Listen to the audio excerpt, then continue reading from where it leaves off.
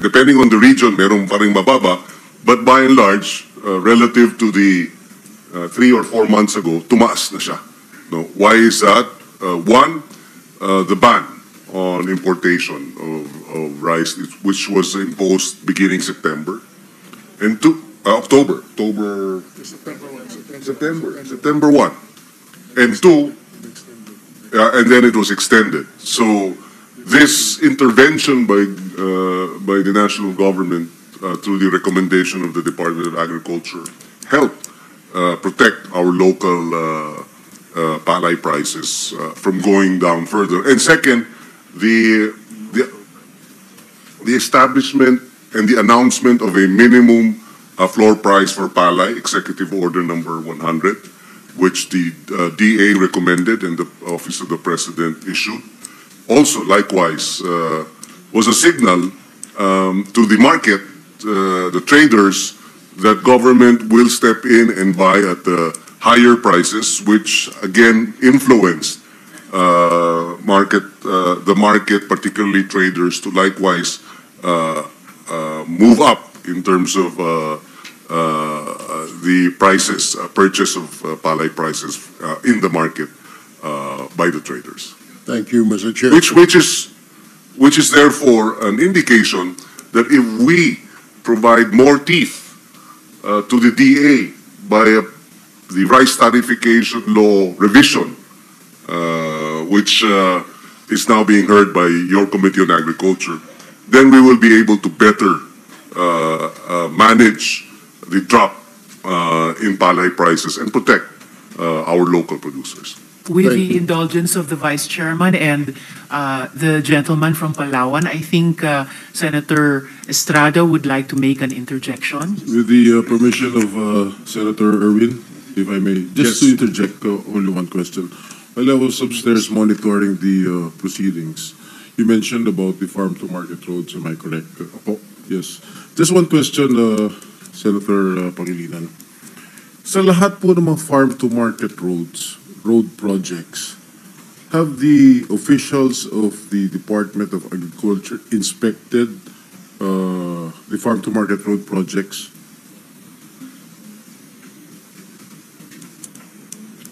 Yes, an audit of the farm-to-market roads, Mr. President, distinguished Senator, has started, and of the 4,700 kilometers, sites, they've been able to inspect about 1,000. How many farm-to-market road projects are there?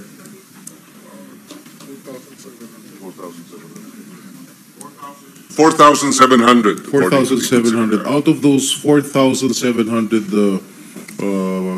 farm-to-market road projects, are there any ghost projects? They have inspected 1,000, and they have identified 5. 5? Yes, 5. So far. And more to come? We hope not. We hope not. But if with that percentage, 5 of 1,000, so if there are 4,000, that would be 5 times 4, 20, maybe around 30 might be, I mean, based on that average. May I know where are these farm-to-market, the ghost farm-to-market roads located? Davao Occidental, according to the department secretary.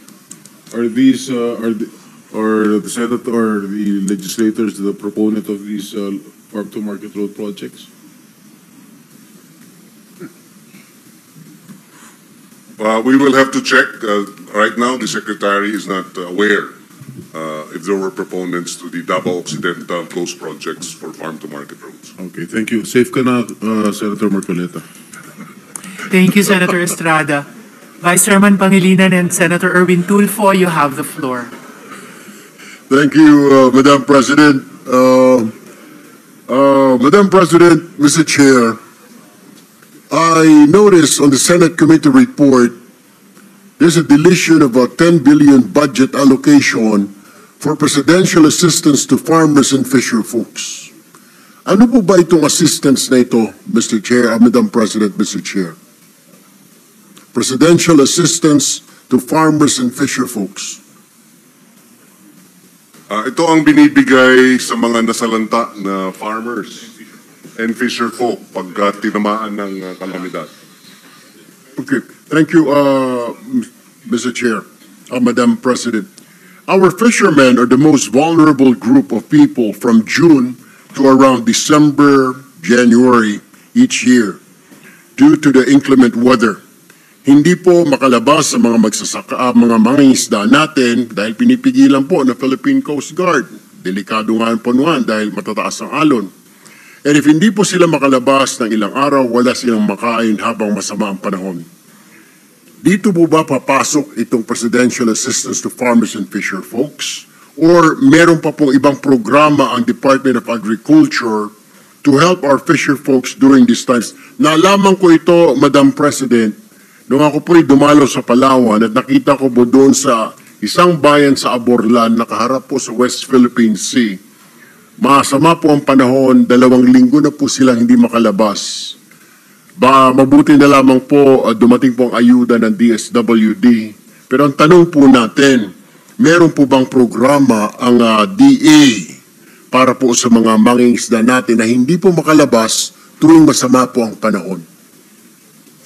Yes, merong programa under the BIFAR na nagbibigay ng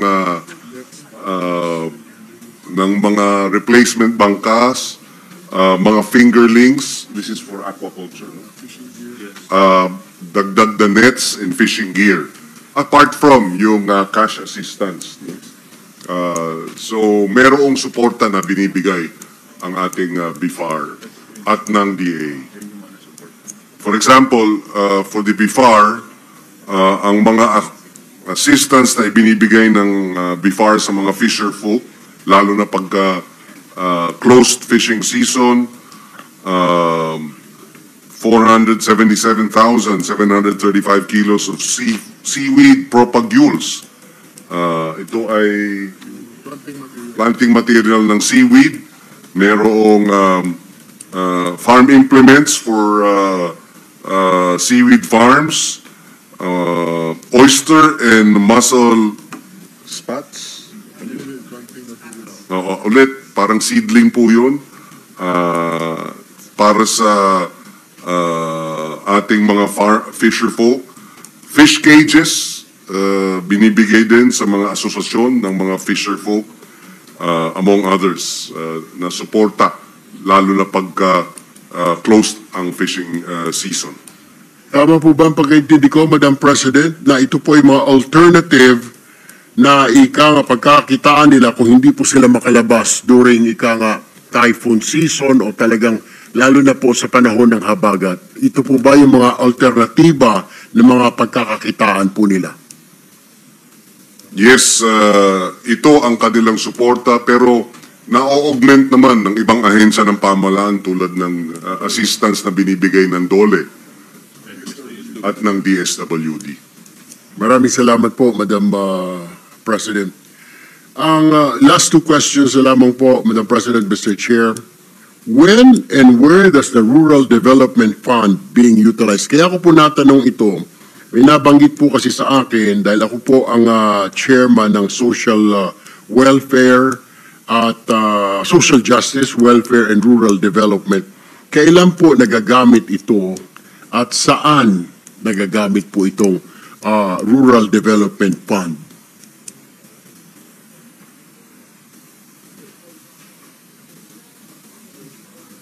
Ito ang assistance na ibinibigay, yung Rural Development Fund sa...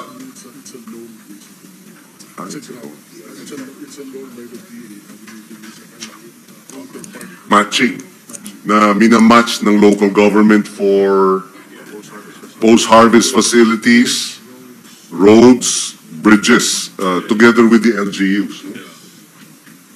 Maari di po bang maisama dyan yung mga drying facilities at mga traktora para sa pagtatanim ng mga farmers sa ilang mga munisipyo o mga malalayong munisipyo sa ating bayan, Madam President? Well, merong iba't ibang programa na pwedeng assistance. Pag post-harvest facilities, doon sa nabanggit na programa, yung PRDP. Pero pagdating sa equipment, yan naman ay either DA direct o kaya kung rice farmer siya, RCEF. Ang mga equipment na maaari ipamahagi din sa ating mga magsasaka. Ito po ba ay limited lamang sa mga magsasaka o kasama na rin po dyan ang mga mangingisda natin na mabibiyayaan dito sa Rural Development Fund, Madam President? Yes, merong separate na programa ang BIFAR na nagbibigay din ng suporta. Ito yung Fish Corps. Yun yung nagbibigay ng post-harvest facilities, livelihood, mga replacement na bangka, among others. Panghuli na lamang po na katanungan, Madam President. Paano po maka-avail ang LGU nitong naturang programa para sa kanyang constituent? Meron po bang mga requirements para maka-avail? Ano-ano po mga requirements na ito para po sa mga nakikinig pa po sa ating ngayon na mga LGUs, mga nasa malalayong lugar, Madam President? Yes, pwede nilang dalhin ang kanilang application sa Office of the Secretary dahil ito pala ay isang World Bank funded na proyekto. So, maaring mag-avail ang ating mga local governments. Kailangan lang mag-apply through the regional director ng or direct. Kung malapit lang sa Metro Manila, pwedeng direkta sa Office of the Secretary o kundi kaya sa mga regional directors ng DA ang application. With that, Madam President, I thank Senator Pangilinan, the co-sponsor of the DA budget, for championing our farmers and fisher folks. Kaisa niyo po ako, ang inyong lingkod, sa pagsusulong ng kaunlaran sa ating kanayunan. With that, Madam President, I end my interpellation. Maraming salamat po. Maraming salamat sa ating nakasama sa ABS-CBN ng matagal na panahon na si Senator Erwin Tulfo. Salamat po, Senator Erwin Tulfo. Si Majo. Ako na. Majority Leader. The gentleman from Pampanga is recognized, Senator Rodante Marcoleta, to interpellate the sponsor.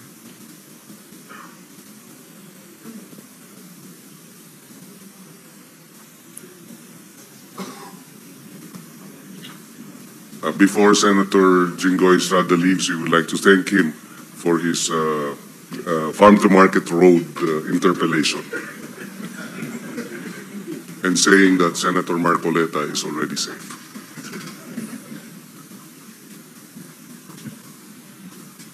Salamat po, Mr. President, and now represented by the Madam President.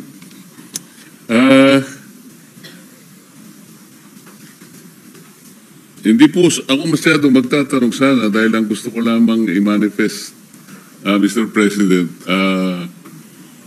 gusto kong mag-suggest ng isang amendment po.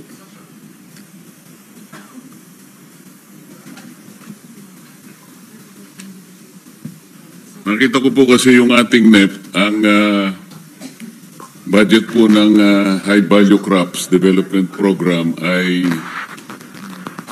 2.103 billion. Ngayon po sa HGAB po, Mr. President, nadagdagan po ng 50 million, so naging 2.153 billion. Yung atin pong Senate Comprehensive Committee Report ay nagdagdag po ng 440 million. So, ang total budget po ay 2.593 billion pesos. Alam po ninyo, Mr. President, dahil po sa aking paniwala na ang high value crops po ay napakalaki ng potential for export. Aminin man natin o hindi po, yung ating staple food po ay katulad po ng palay. ng mais at sa